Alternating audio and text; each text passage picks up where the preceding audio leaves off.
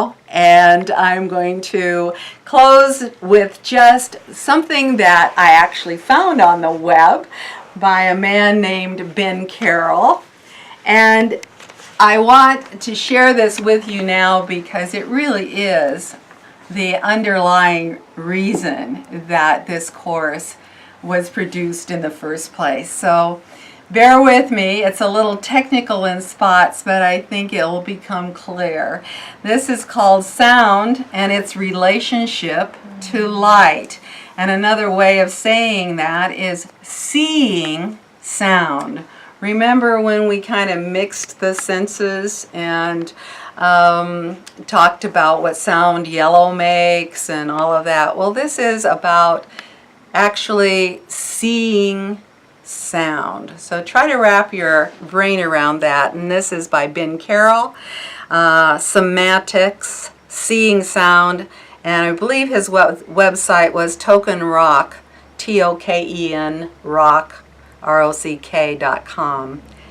And he begins to understand the concept of visual sound a little more fully.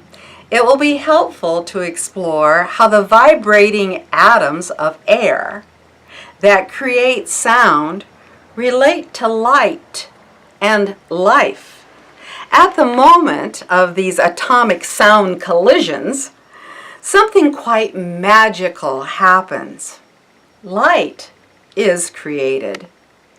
Light occurs every time the magnetic shells of two vibrating atoms bump against each other.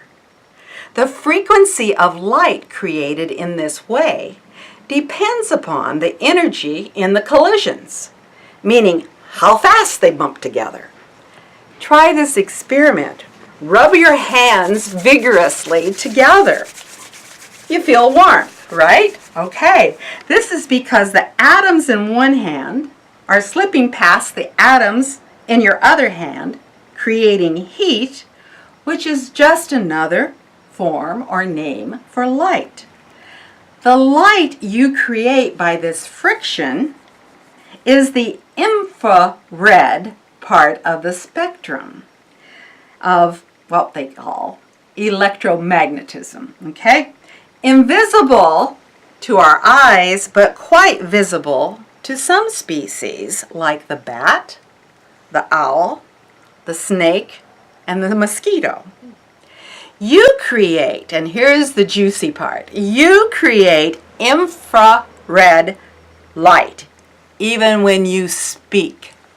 Imagine that, light coming out of your mouth.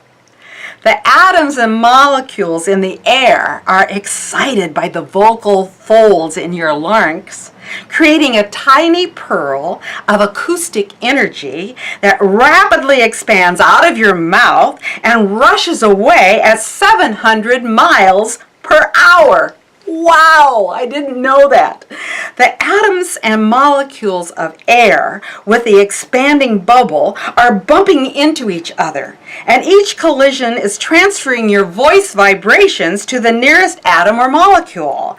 As these bumps occur, they cause infrared light to be created due to the friction between the magnetic shells of the air particles.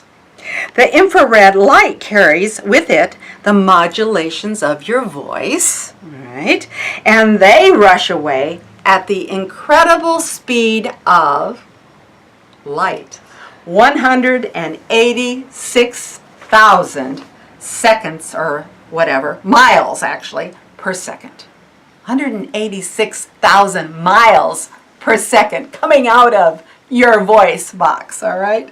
Unlike the sound of a voice, which becomes inaudible after about 1 mile, the infrared light created by your voice rushes out into space where it travels for eternity. Oh my gosh. Carrying your words or songs to the stars. That just gives me goosebumps.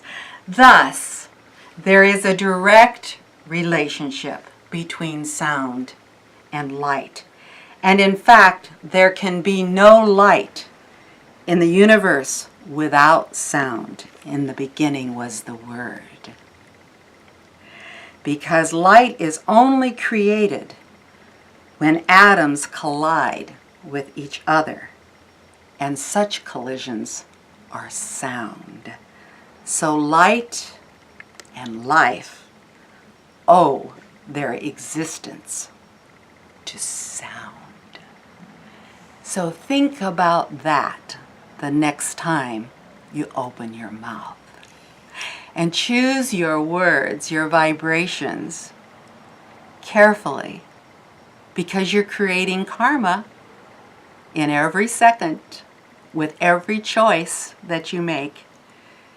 And with sound, you can use it to create positive karma as opposed to the not so good kind. So your voice, what you do with your voice, what you do with sound, moment by moment, is a way of putting your light literally into the world.